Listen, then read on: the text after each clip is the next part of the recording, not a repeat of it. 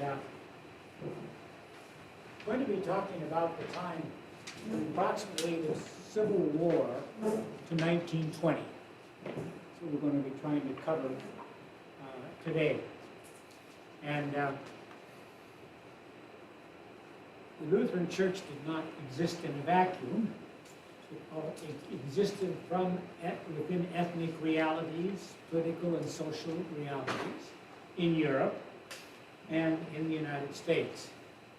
And one always has to keep those two things in mind, at least till around the year 1900 or 1920.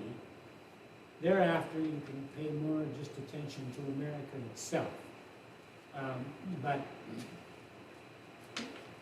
throughout those years, from 1607 until 1920, things in Europe had a very direct effect upon American Lutherans in the United States. So I list some of the things that happened in the United States that influenced what the Lutherans said and did and where they went in the United States. So we have the Civil War, which in some ways is that Second American Revolution, and it changed a great number of things about the United States. In the midst of the Civil War, one thing that affected the Lutherans particularly was the enactment of the Homestead Act. And that Homestead Act made it possible for people to get their 160 acres of land and improve up on it. So it had a great appeal to farmers, particularly. And many of the immigrants that came to America made use of the provisions of the Homestead Act to settle and to farm. So, put down West Virginia because that's kind of important for the history of Virginia, and we're doing this in Virginia right now. So that also happened during the Civil War itself, not to mention the adoption of the amendments during the Civil War and after that freed the slaves and demanded equal access to the law, equal protection, and those kinds of things. They also directly affected the United States. The Reconstruction particularly affected the South, but it also created a certain political reality that was going to last until 1930, so 32. So the Reconstruction is rather important. The Intercontinental Railroad was completed in 1869, and that meant that the ways of people traveling changed dramatically. And that when people were going to immigrate, they could now use steamships to come to America, they could get on trains, and they could travel throughout the United States, and so that spread where people could grow and settle. So in the midst of all of that, there was also what we would call the Gilded Age, or the Age of Industrial Development. You had, on the one hand, you had people becoming very rich, monopolistic tendencies that were happening through unfettered capitalism that ended up being regulated by the government to some degree with the Clayton Antitrust Act, those kinds of things. So you have that going on. You had increasing industrialization, so that there also, you saw the rise of union and industrial strife.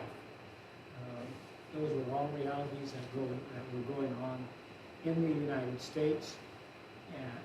In the midst of, also with the Gilded Age, you had the development of what we call the Protestant establishment, that the Methodists, the Baptists, and so forth became stronger and stronger, and you had religious leaders who had great influence in what was happening in the United States.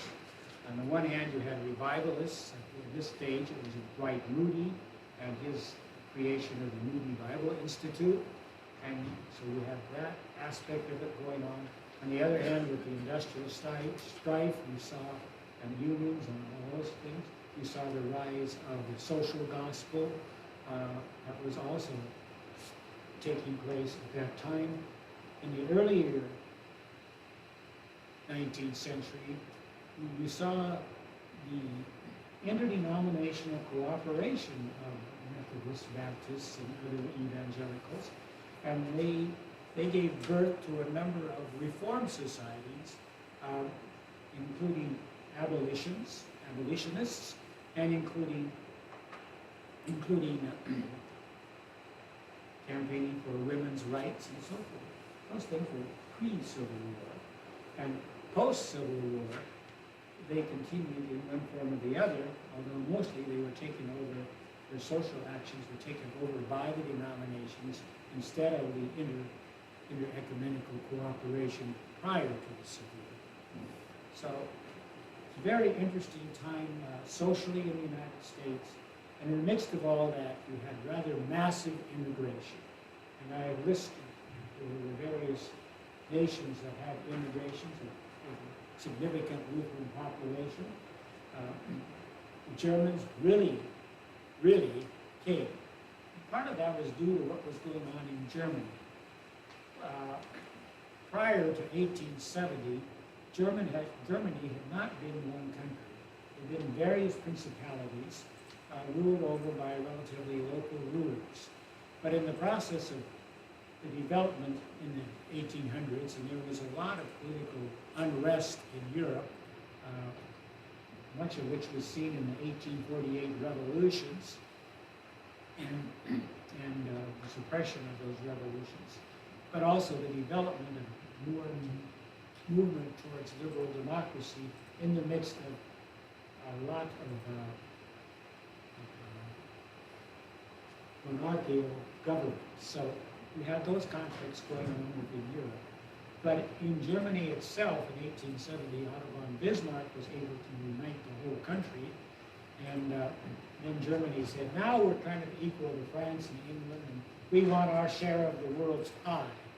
And so in 1885, you had meeting up in Berlin, the English, the French, the Germans, and the European powers, and they decided how they were going to carve up the world into various empires.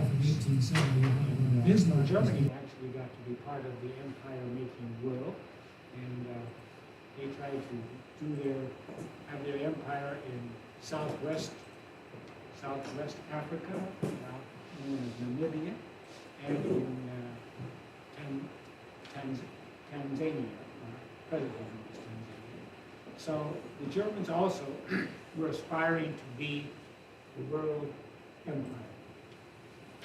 So all those things together made it to be a very great time of ferment. And in the midst of all that, you had this great German migration. Part of the migration was due to religious issues that still continued, but a lot of it was due to people objecting to Otto von Bismarck and what was happening in Germany and the wars that were ensuing, and people were wanting to leave and seeing opportunity for more land. So there was kind of a push and a pull going on in Germany. In the Scandinavian countries, there was drought, there was social unrest, and they were simply overpopulated and people didn't have opportunities. So migration increased significantly from Scandinavia, particularly Sweden, Norway, Denmark, Finland, and they all were coming to the United States. And they were a little different because they were coming and forming their ethnic communities wherever they would settle, whether it was Wisconsin or South Dakota or Illinois or Iowa. You would find German ethnic communities and Norwegians and Danes and so forth. And that's how the migrants came.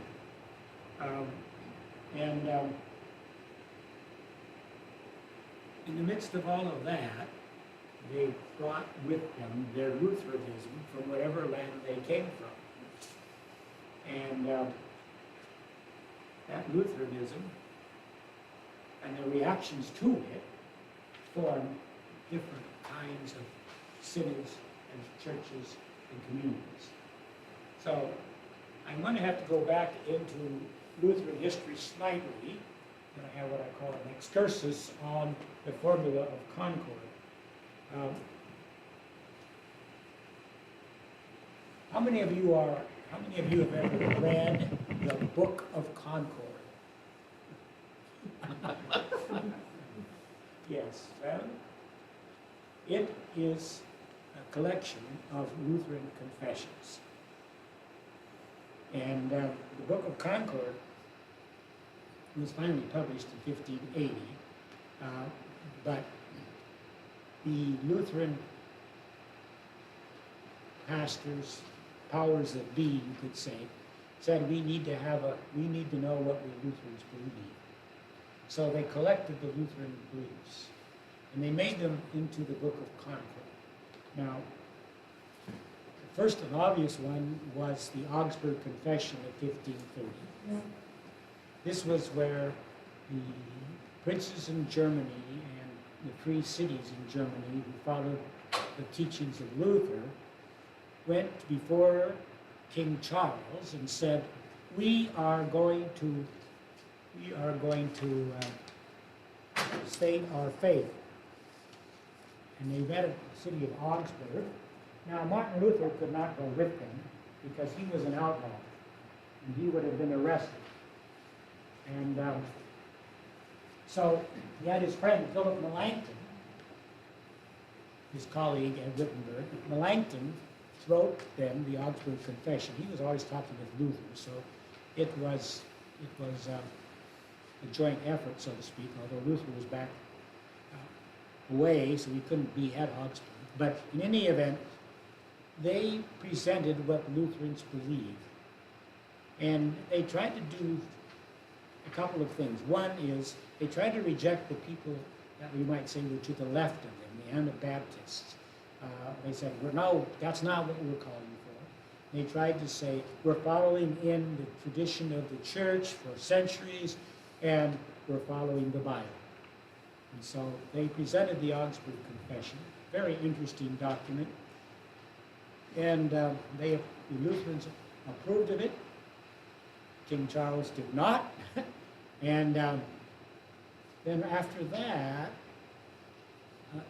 in defense of the Augsburg Confession, Melanchthon wrote a very lengthy apology to the Augsburg Confession.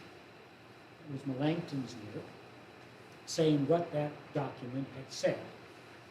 And then, after that, it became quite clear that there was going to be conflict between the Lutheran princes and principalities, cities, and King Charles, so that, in the Holy Roman Empire, and so that the Lutherans formed what they called the Small Called League, and they said, we're going to probably go to war, so Luther, would you write us what we can insist that has to be kept and what we can give on. So Luther wrote the Small Called Articles in about 1532. And so when the confessors were putting together the Book of Concord, they said, well, we're going to have the Augsburg Confession. We're going to have Melanchthon's apology to the Augsburg Confession. We're going to have the Small Called Articles. We're going to have Luther's catechisms of 1528 and 1529, his small catechism, which many of you learned in confirmation long ago. And we're going to have his large catechism, which he wrote for the pastors because he found that they were rather dumb. And so he wrote the large catechism to instruct the pastors in the Christian faith as he understood it. So he had the large catechism, which was much larger than the small catechism. And so they had those. But in the time after Luther died, he died in 1546, the same year that they had the Small Called War between Charles and the Lutheran powers. The Lutherans lost, by the way, and Charles tried to impose an interim upon them. They resisted that highly, and he wasn't really able to get that done couldn't get them to reconvert, basically, to Catholicism. So, in the midst of all that, the Lutherans started arguing amongst themselves. That's what we're very good at for 500 years. And they argued about the place of the law. They argued about a great number of things. And so they said, we got to settle these arguments. We just cannot go along with constantly fighting each other. Because Melanchthon had a rather interesting view. He lived a bit longer than Luther, but he had the opinion, I wrote the Augsburg Confession. The Augsburg Confession is mine, so I can change it due to the suiting of the times. So he altered the Augsburg Confession, trying to make it a bit more amenable to the Reformed people and their views of the sacraments. And other Lutherans said, no, you can't change it. It's not your document, Melanchthon. It was adopted and approved by the princes and the people at Augsburg, so it's our document. It's not yours.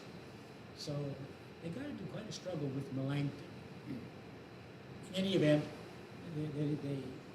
Melanchthon was trying to move a bit more in a more ecumenical direction to the Reform. And this was this reaction, so then they said, we have to come up with a way to bring about harmony. So they got some theologians, and they said, we're going to make the formula of concord. We're going to bring about harmony in concord. So they produced the formula of concord in 1576, and then they said, let's collect all of these and make the Book of Concord. And they did that. Now, when it came to the formula of concord, they called the Lutherans together and said, let's all agree to adopt the formula of concord, all these different principles. Well, guess what? They didn't. A great many of them did. In fact, by far, a great majority of them did. But there were significant ones that did not. And some of the Lutherans, particularly in Scandinavia, said, Luther's catechism, the Augsburg Confession, and Luther's catechism is enough. We don't need these other documents. This shows our Lutheranism. And in point of fact, today, if you go throughout the world, members of the Lutheran World Federation, except for one, the Batak Lutheran Church, all of them say we adhere to the Augsburg Confession. So that was the central confession that Lutherans hold to.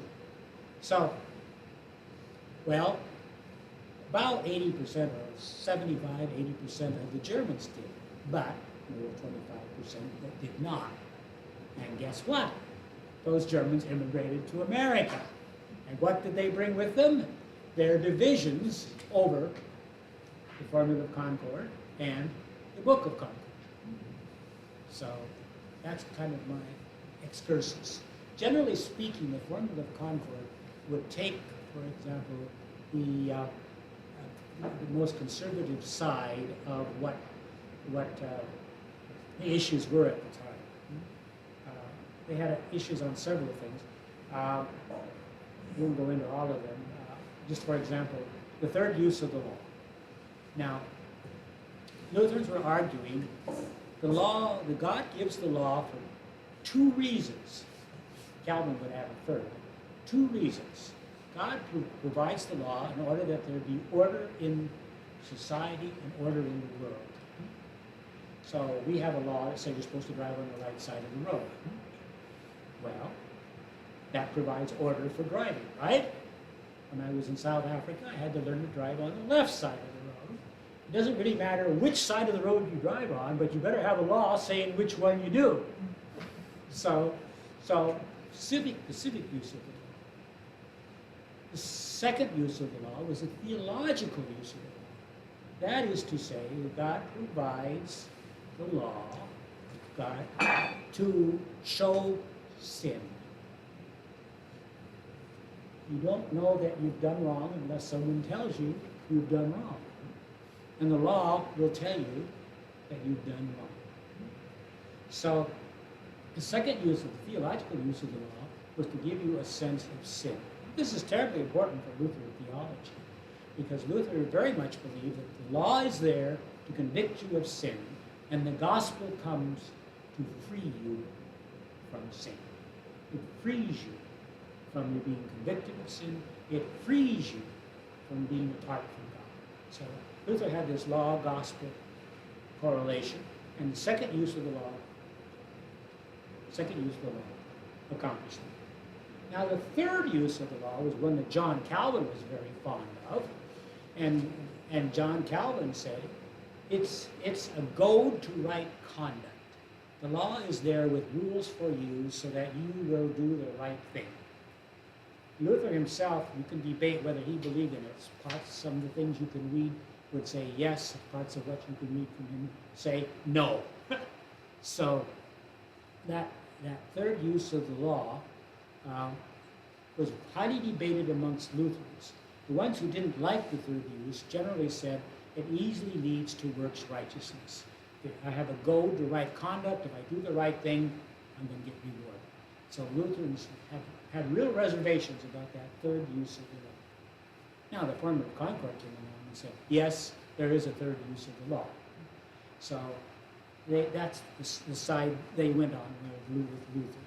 So that's just an example, simply to make the point that the Formula of Concord was much discussed and disagreed upon by the Lutherans who came to America. Okay?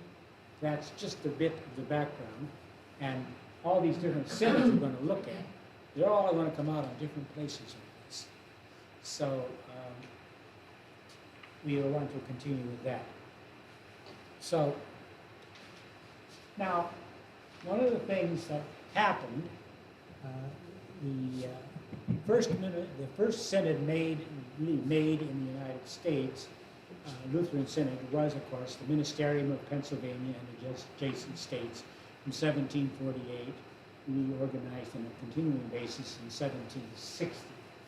And but there were other synods, because in those days people went by boat, and they went by horse and carriages, and that was their means of transportation. And when you got to be too far apart, it was very difficult to keep a Lutheran synod together. So that you saw the development of a number of different synods. So Ministerium of Pennsylvania, the Lutherans up in New York, they started the synod in 1773, but it really wasn't organized until Muhlenberg's son helped to get going in 1786. So that's pretty early. This is in the wrong place. Then you have the Virginia Special Conference. This was in 1793. The Ministerium of Pennsylvania said, we're going to treat Virginia churches as kind of a special conference within the ministerium, because it's kind of hard to get from Pennsylvania, from the Shenandoah Valley of Virginia up into Philadelphia and that area. So we'll let them have a special conference. It wasn't a separate synod, but basically it acted like a separate synod, because they could do most everything the synod could do. And then North Carolina formed its own synod in 1803, and then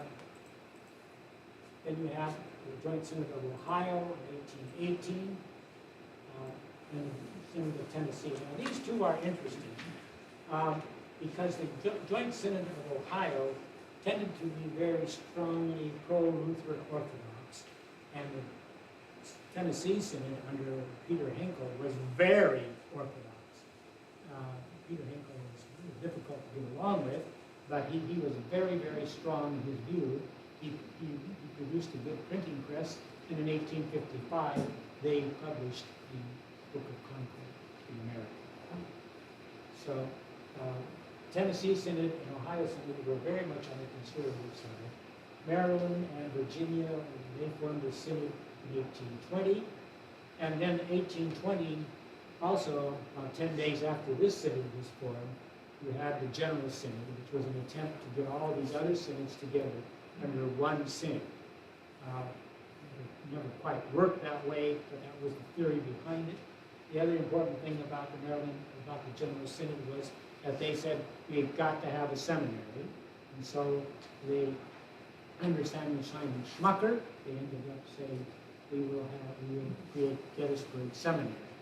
And not so long after that, they created Gettysburg College as well.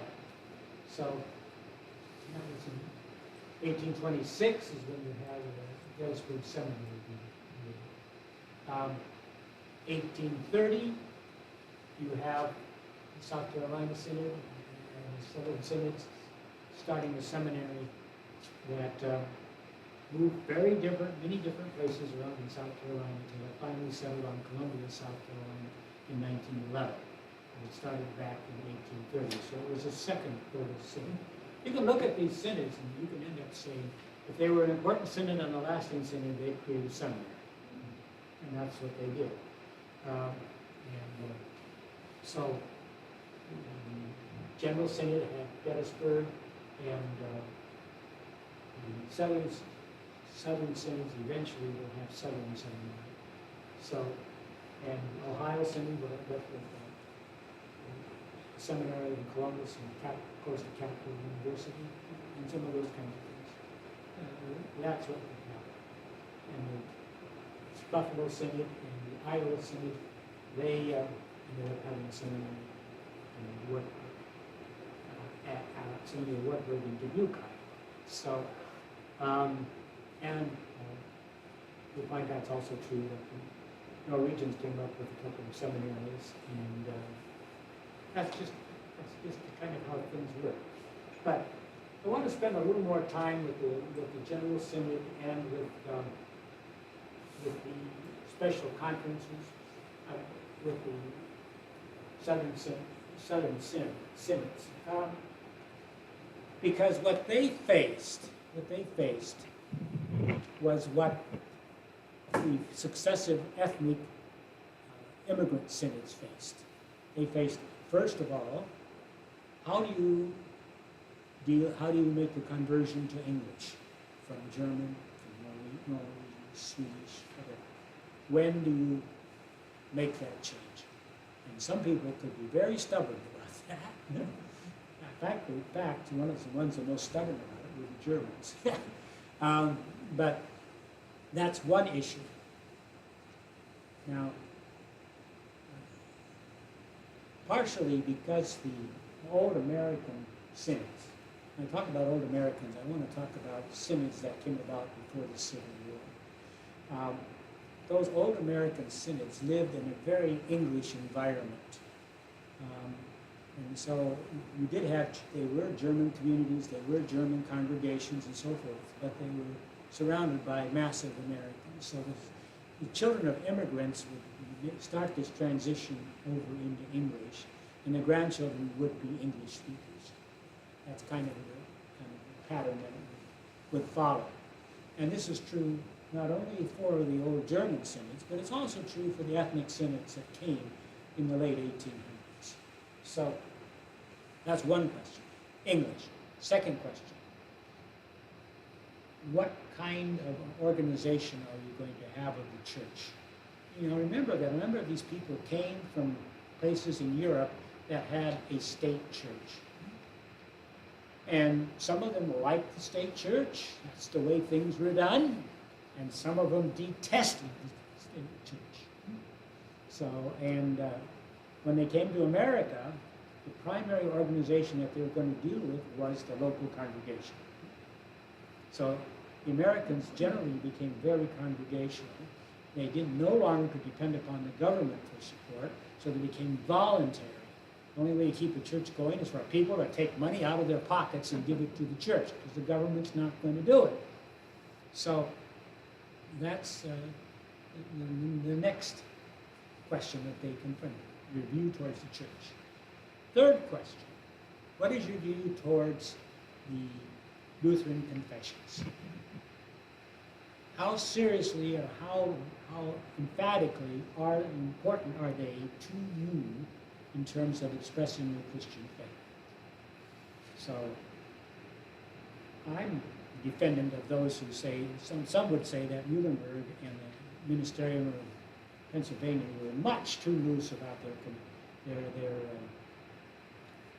allegiance to the Lutheran confessions. They always said, we follow the Augsburg Confession. They always included that. And then you get into this question of, what about the other parts of the Book of Concord? And, well, they can take different stances towards that, and you see a big stance that was taken in the creation of the General Synod in 1820, because Samuel Simon Schmucker, he wanted to make Lutheranism fit into revivalistic Protestant America.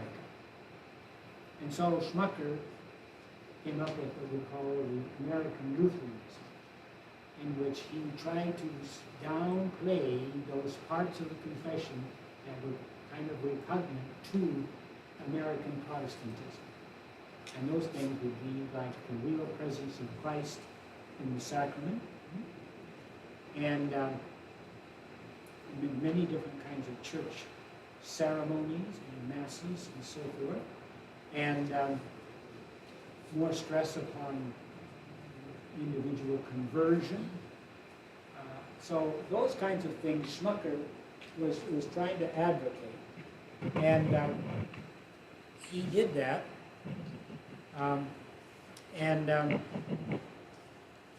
He proposed in 1855, Schmucker proposed the definite platform, which took forth many of these positions. In the definite platform, he tried to downplay the rebirth that happens in communion. You know, when you're a revivalist preacher, you tell people to repent and to get rid of their sins and to accept Jesus and so forth. Baptism has not become terribly important. It's not the most, it is an important way to enter into the congregation, but it's not something you have to do with infants. You do it with people who can make the decision. And so Schmucker was moving in pro-American directions, and this, of course, brought very much a reaction from the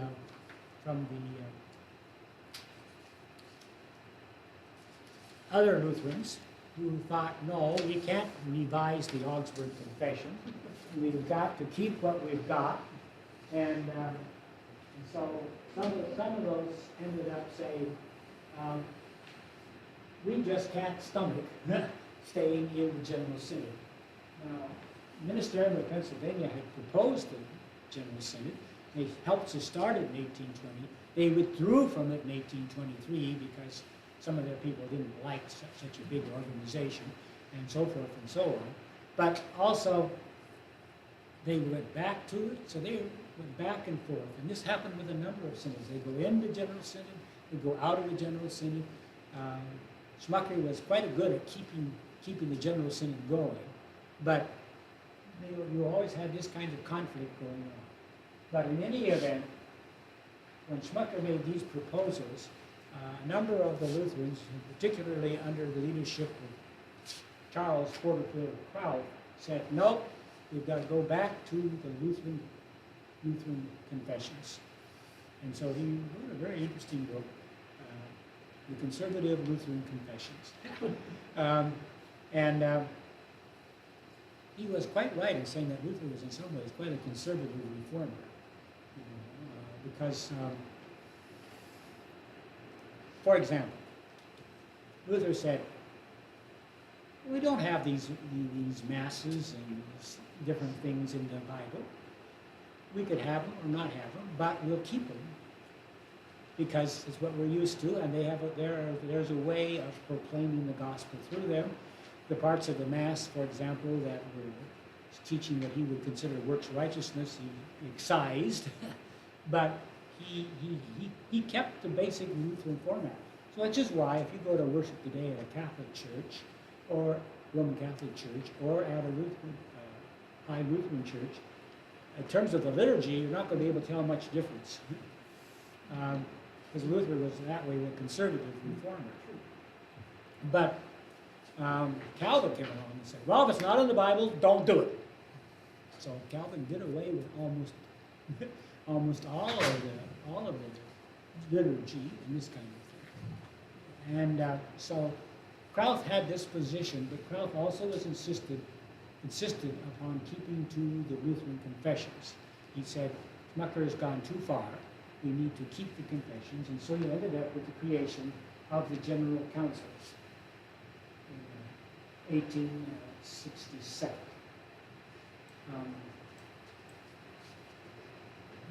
So,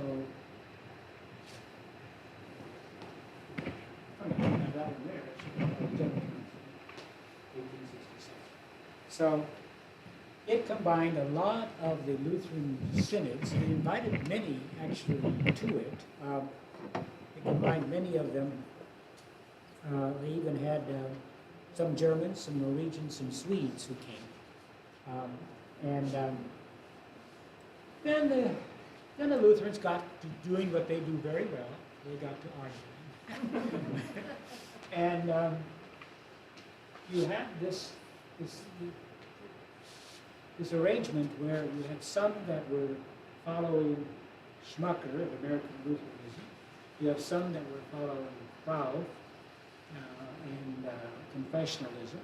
You had some that were saying this General Council isn't quite conservative enough, and more they tended to be the more orthodox.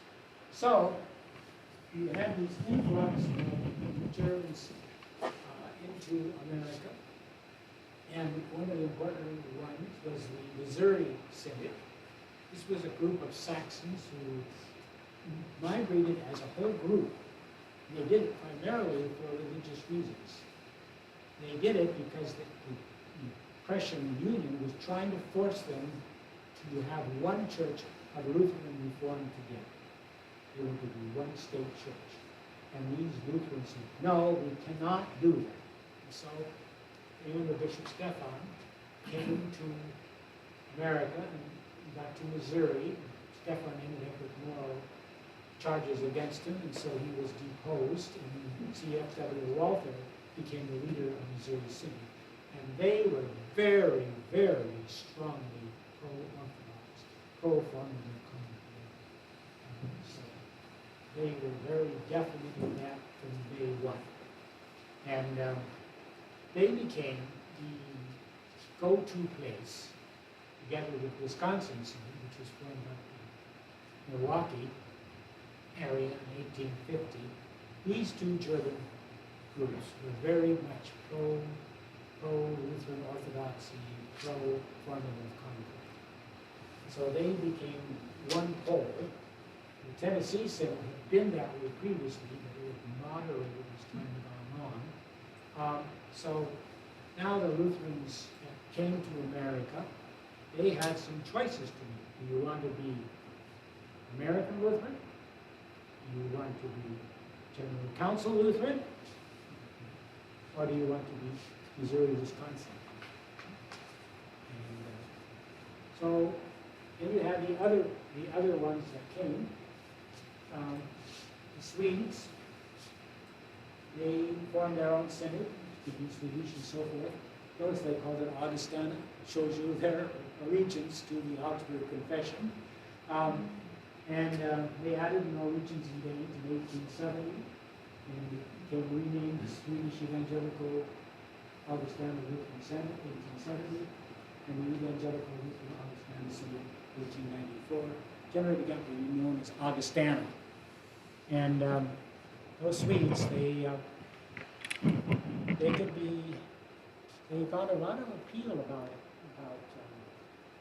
Missouri Synod, but they couldn't go there. So the Norwegians, also I should add one thing about the Swedes.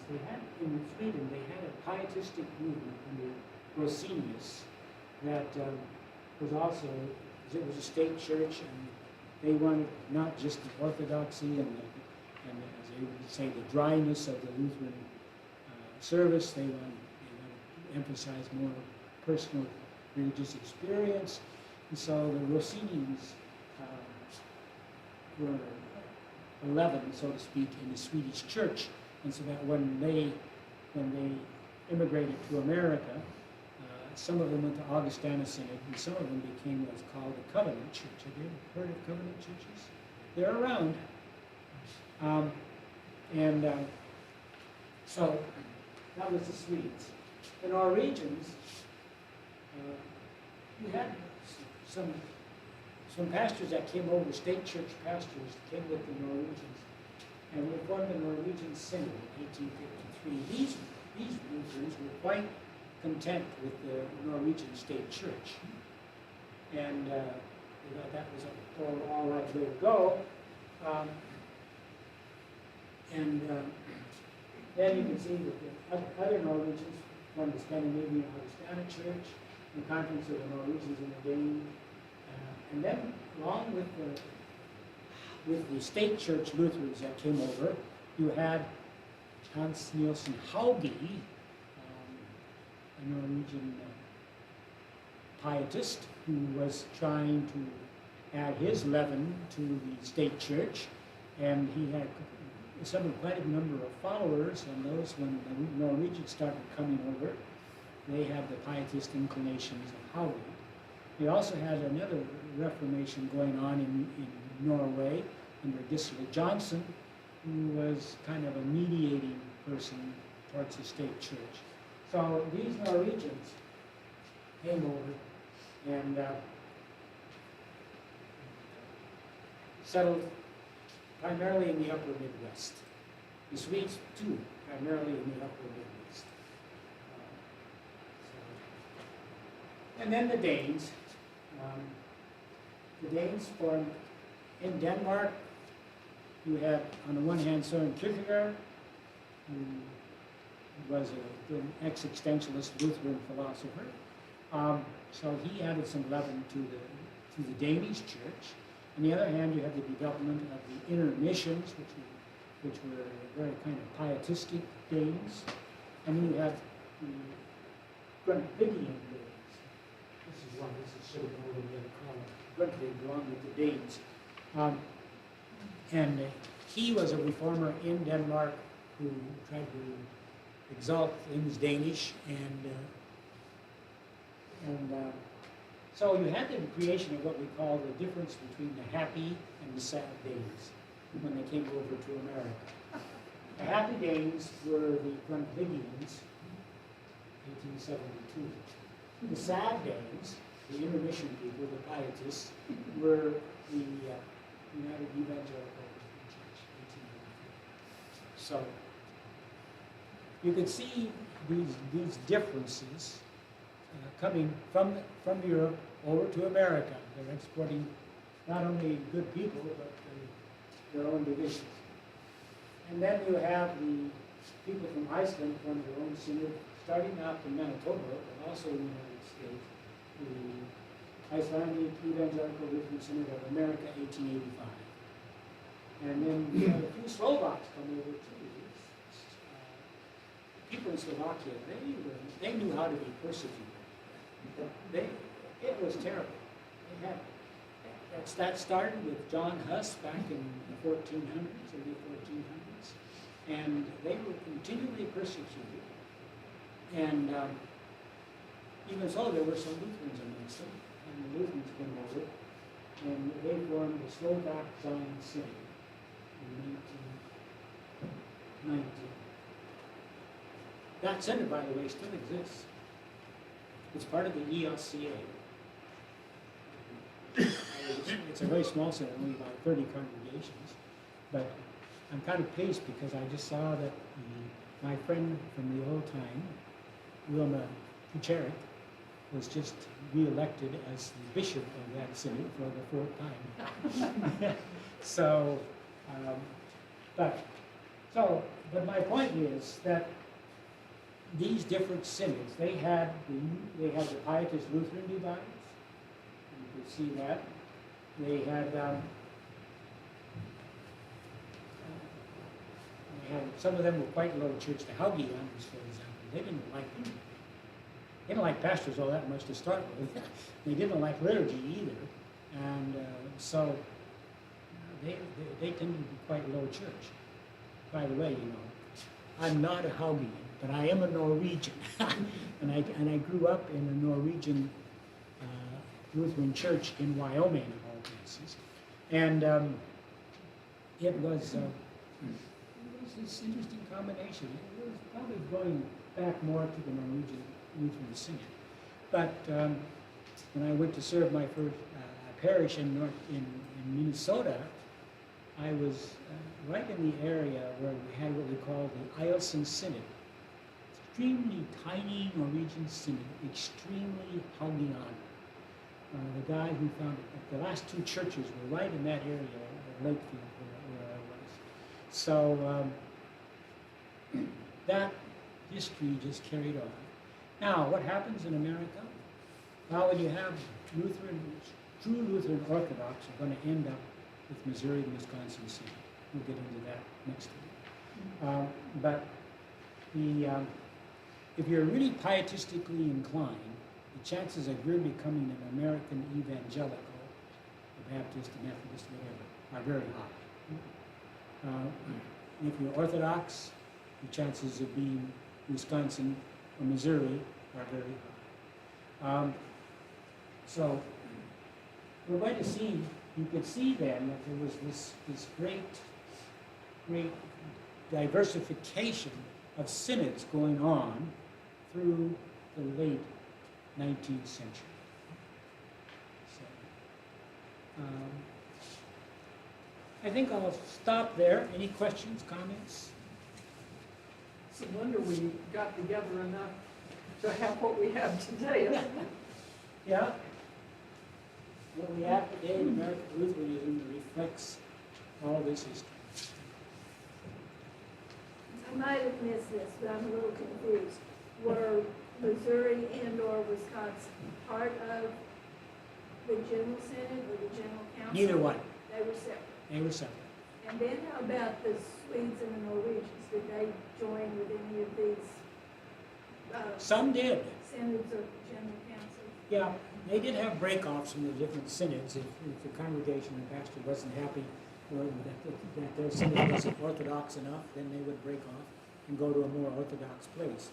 Missouri Synod actually ended up absorbing a lot of different synods. It absorbed the Minnesota Synod, it absorbed the Illinois Synod, it absorbed the Little Norwegian Synod. It would absorb these really pro-orthodox synods as time went on. And it absorbed certain conferences from the Ohio Synod. So they would do that. It became the option for those who weren't Lutheran enough. So basically the Swedish Synod too were part of the Augustana confession process, stayed together separately. They didn't join this other bunch. No. The East or the South. No, these synods basically are going to end up being part of Wisconsin, Missouri, ELCA, and that's going to be about how it's going to shake out. Or independent. Yeah, there are some independent ones too, because Lutherans have a good habit of splitting off from each other, and that's been true every time you've had creation of a new synod. Somebody's unhappy and leaves. One of the examples would be Lutheran Free Synod, which is Norwegian, not in 1887, but they became the Lutheran Free Church, and eventually it was Norwegian, so eventually it ended up joining the old American Lutheran Church, but a significant minority said, no, that's too much church organization for us. We want more free congregations. So they formed the Association of Free Lutheran Congregations. So, but we'll get more into that next time when we go into the 1920 to 1988. So, I have a question. I can't remember exactly when you mentioned it, but we were above the Lutheran Free. You mentioned a name about someone else who had written a paper, and I think you said Gisela is the first name? Gisela Johnson. Is that a female? No, Okay. he was a Norwegian pastor. It's so male dominant, all of this. Well, I've that's never the- looked at it through those eyes before. That's the Lutherans. Yeah, that's why I was like, oh, finally. Okay, that's what I wanted to check. Thank Yeah. you. It's really been very dumb in terms of history. It goes back to the medieval hierarchies that were created, and it was very patriarchal. And one of the things that actually helped women were two important things in development. One was the development of the Sunday school. That didn't happen until the 1790s. The second one was world missions. Because to get support for the world missions, they relied upon women's groups in Sunday schools and so forth, so that they got more of a place in the church. But the Lutherans have been extremely slow about implementing gender equality. Very slow. It wasn't until 1970 that the old LCA and the old ALC approved the ordination of women. I happened to be at that convention where the ALC did it, so I have some sense of what was going on at the time. But that was very, very slow. Actually, it was some of these more evangelical churches who didn't like the pietists. I mean, they were revivalists, and they were willing to raise up women leaders. They had some women pastors back in the 1920s. But that was a slow thing. I think Keith said when his father was coming through, the Missouri and Wisconsin Senates were not allowing women to vote. That's Do true. they still not? They still don't allow women? And congregation meetings like that? Mhm.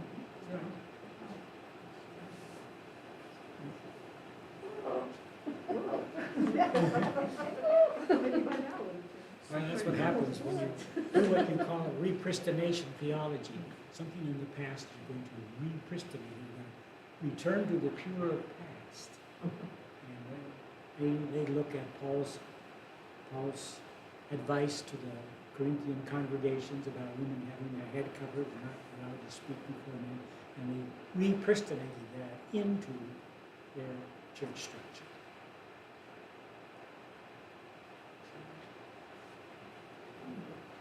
Wrongly, because we don't worship Paul.